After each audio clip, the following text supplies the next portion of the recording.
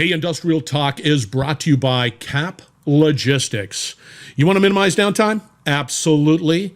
Increase reliability? You bet. Ensure operational profitability? Yes, you do. That means you need 24/7, 365 insights into your supply chain. Look no further.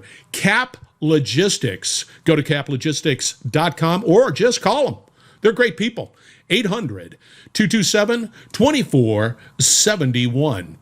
Also, AI-. AI- is on a mission to create a greener, cleaner, safer planet from space. AI- helps core industries become more resilient, efficient, and sustainable through the power of satellites and AI. Go out to AI-.com. Find out more. All right, greetings and welcome to Industrial Talk. Thank you very much for joining the #1 industrial-related podcast in the universe. And we were on site at Distributech, Dallas, Texas, and we had the opportunity to talk to a gentleman by the name of Robert WILHITE. He is the Senior Vice President at Black and Veatch.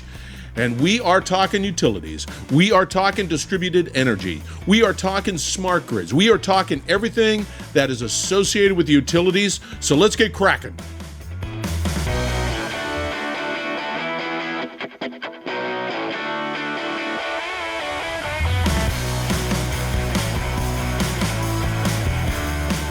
You having a good conference, Rob? Oh, this is great. Isn't it great to get back to it? You know, I was thinking the same thing, Scott. It's like I'm seeing people I haven't seen in 3 years. You know, it's just fantastic. Have you come across? And there's no handshakes. It's all hugs now. Yeah, that's right. It's the one thing that the virus has done is create a collaborative environment, right? I want to collaborate. I don't want to do this alone. I need to work with people.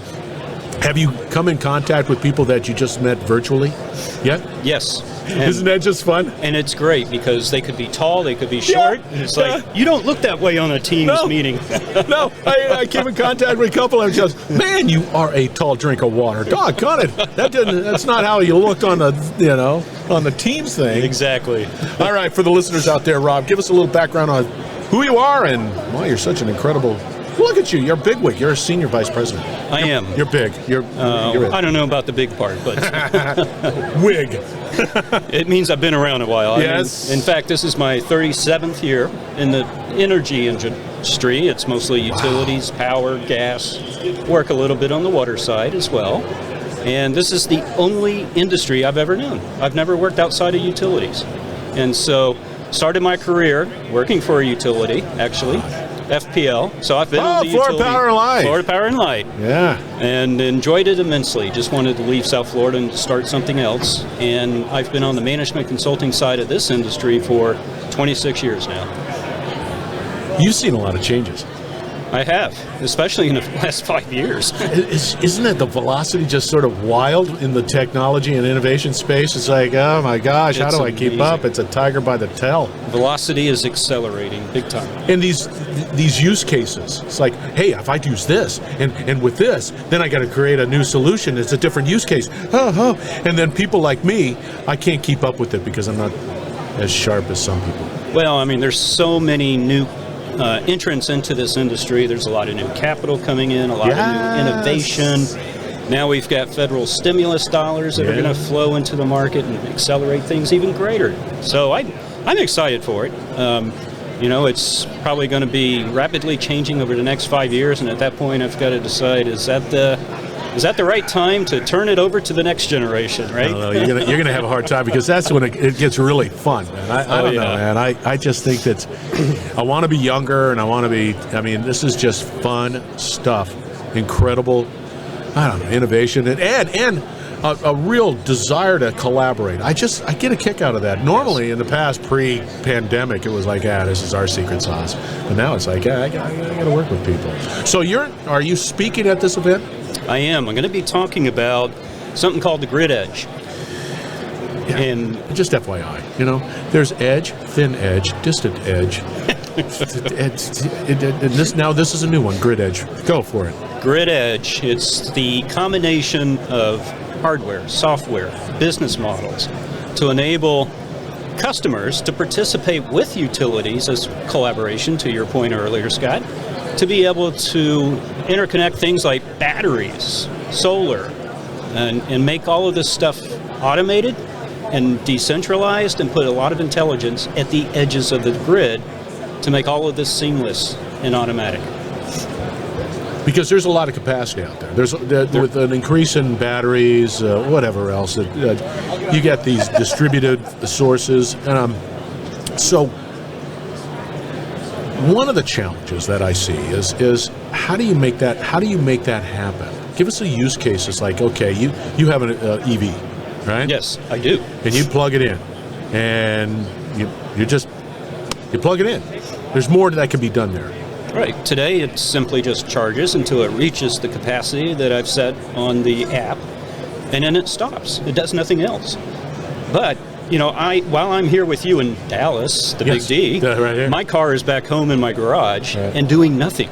It's just sitting there. So if I had the opportunity, if my utility offered the right compensation, I would sell energy back to the utility if they needed it, especially during the peak times of the day when it's worth more to them.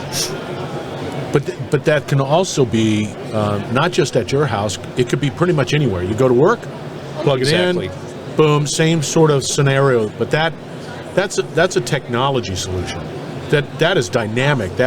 Does that technology, can that exist? It does exist already today. I think it's mostly just a software solution more than anything. It's being able to have the software in the car, the software on the utility side, and some type of hardware controller in the garage that takes care of this back and forth flow. And if you can send it pricing signals, in other words, if the utility can communicate to a controller that is mounted in my garage, then they have the ability to send me warnings. I could hopefully pop it up on an app, make a conscious decision of whether I want to participate or not. Offer me more money and I'll bid it even higher. So this is an interesting, my knowledge of the utility is that I've got a system operator, I've got generation, I've got transmission, I've got distribution, I've got the substations that all make it work, and then it comes down and when I flip the switch on, all good. You're talking about a dynamic ability to be able, from a systems operator's perspective, supply demand, managing that, and be able to communicate pricing. Or, hey, we need your battery, and they're not just doing it with one battery. It's a batteries in this area. A network of batteries. All could be disparate and different owners of those batteries even. But if they can bring them together virtually as a utility and dispatch them, in a big chunk, they can get some real benefits and compensation in the wholesale power markets. See that again. It's a software solution. Yeah, it is, because the hardware exists today. Because you're saying, hey, here's a system operator, and they have to have visibility in that capacity. Right. They have to just say, yep, there's whatever capacity in that battery, and then so on and so forth. And then there's a time in that, right? Right. Because it's not just forever, right? There's going to have to be a point where that battery is discharged, and then it's got to be recharged, and then as a system operator, there's no way, because I remember when I went to the system operations in Southern California Edison at the time, that guy was just sitting there looking at supply and demand, and he's moving that turbine, and he's like, it's okay, here we go. And it's like manual. Oh, it's not your father's utility world anymore. It's changed drastically. There's no way. We've got two-way power flows. We've got customer-owned devices connected to the grid. Yeah. We've got the threats of man-made and natural disasters.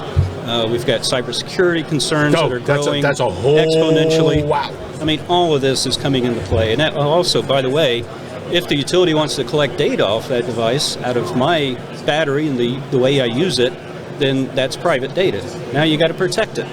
So, there's all kinds of growing concerns and barriers to really building the grid edge to scale. But these are resolvable. We can fix these. So with that said, where do you see it? I mean, this is not pie in the sky. Is it happening today? It's happening in small pilots and limited rollouts, and there are attempts to make this work effectively with the right business model. I think for the most part, we're still trying to figure out the business model. we have the hardware and software. I think that part is already available to us today. But then how do you set this up as a business, as a utility that wants to compensate owners of these energy assets?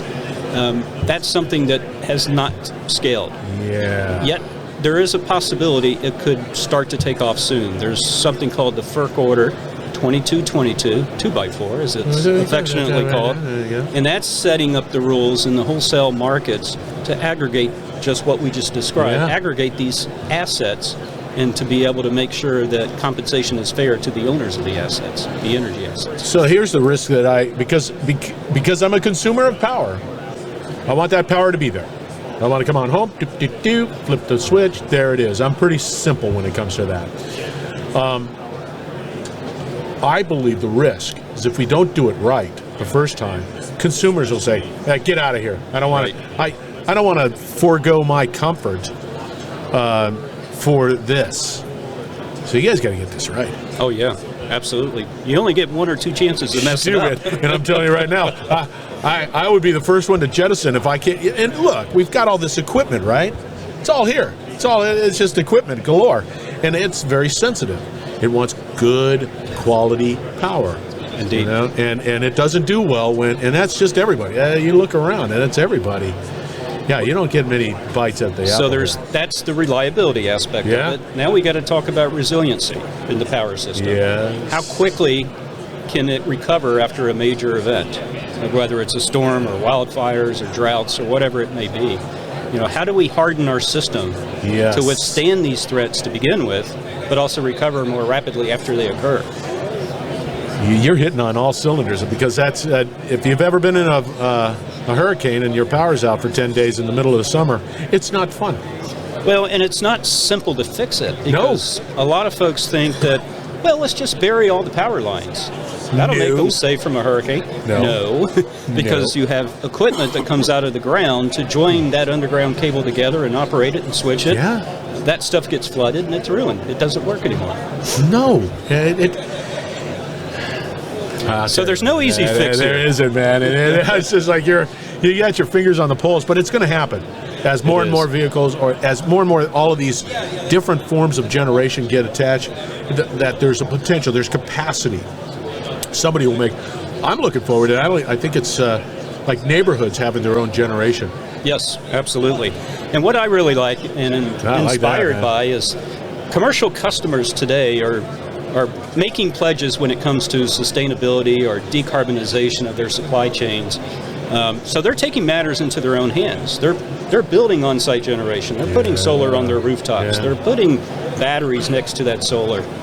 We have one client who's a nationwide financial institution with thousands of branches. If we put solar on their roof, they want to attach a battery, and then they can measure how much solar PV energy they're generating right there on the spot. They run that through a blockchain-based software to validate it. I knew I'd get the blockchain word in there. I was just going to say, okay, there's another conversation. And then once it goes through the blockchain, then they can calculate hourly renewable energy credits in real time. Yeah. I mean, nobody's doing this. This innovation is coming from the commercial customers directly. So we used to, long ago, we had a solar plant out in Daggett, California. And the challenge was always, how do you store that energy? They would use molten salt. So there you go. It was like you'd slap it up there, and then they would flash, the water turbine, all of that stuff. But that's how, nowadays, you got the battery. You got batteries. You've got a big focus now on long-duration energy storage. Yeah. So if you can get 12 hours plus out of a battery, whatever form of chemistry is built up in that battery, the more that it's going to have greater value for you, especially going back to resilience. Yeah. A commercial business that wants to stay in operation during a major event is going to want 12 hours plus battery duration. So that begs the question. I'm going to sort of go off on a tangent real quick. Battery technology is getting better. It is. And cheaper. So that's good. Trending in the right direction. What is the expectation for battery life for many of this stuff? Yeah, that's the big question we get asked often, which is on lithium-ion technology, for instance, is how how much degradation per year will you see in that battery over a 10-year period? Forget 15, that's too far out, but let's just take a 10-year period for the life of that battery. We have to, today, understand how much degradation so that we can guarantee what capacity that battery can supply in year 10. And there's no easy way to do this. These are estimates. We don't have enough of these batteries out there to truly know. We're learning. We are. And it's just, but the right people are in the right places. Yes. You know, people like you and others are making these decisions, looking at it, understanding the challenges that exist today, creating valuable use cases, on and on and on. So it makes complete sense. All right, we're going to have to wrap it up, sadly, but we're going to have to. How does somebody get a hold of you? I can be reached at WILHITE@bv.com. WILHITE at bv.com. Look forward to comments and a lot of letters going on out there. I love to hear some innovative ideas. It's just, you're right. See, you're not going to retire because it's just going to get better and better. It's faster and faster, and more people are coming out with more solutions. It's pretty doggone cool. Oh, it's fun. It really awesome is. sauce. Thank you very much for being on Industrial Talk. I appreciate it very much. All right, listeners, we're going to wrap it up on the other side. All Rob's contact information will be available at Industrial Talk, so don't worry, you'll have it. So just go out there, you'll find it. You will not be disappointed with Rob. He's pretty cool. Awesome. That's where all the cool kids hang out, is here on Industrial Talk. I haven't been called cool in a long time. You're a cool kid. You're a cool kid. All right, listeners, we're going to wrap it up on this side, so stay tuned. We will be right back. You're listening to the Industrial Talk Podcast Network. All right, once again, thank you very, very much for joining Industrial Talk. If you want to hang out with cool kids like Rob Wilhite, then go out to industrialtalk.com, be a part of the club, this ever-expanding industrial ecosystem that really celebrates industry professionals like yourself. Thank you to Rob. Thank you for the opportunity to talk to him and discuss what changes are happening within the utility world. It's monumental. It's mind-blowing. If my background, utilities, definitely mind-blowing. Thank you very much, Rob, for being on Industrial Talk and sharing your insights with all the best listeners that industry has to offer right here on Industrial Talk. All right. You need to, one, educate. That's why Industrial Talk is here. That's why we highlight people like Rob. You need to collaborate. That's why Industrial Talk is here, and that's why we highlight Rob, because he wants to collaborate. Black and Veatch want to collaborate with you, solving your problems. And definitely, you need to innovate. If you want to build a business that is resilient, you need to be in the game and you need to innovate. That's why Industrial Talk is here, because we want to educate, we want to collaborate, and definitely we want to innovate.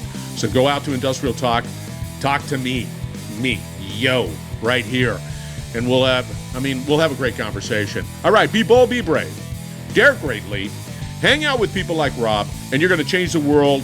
Let's have another great conversation shortly, so stay tuned.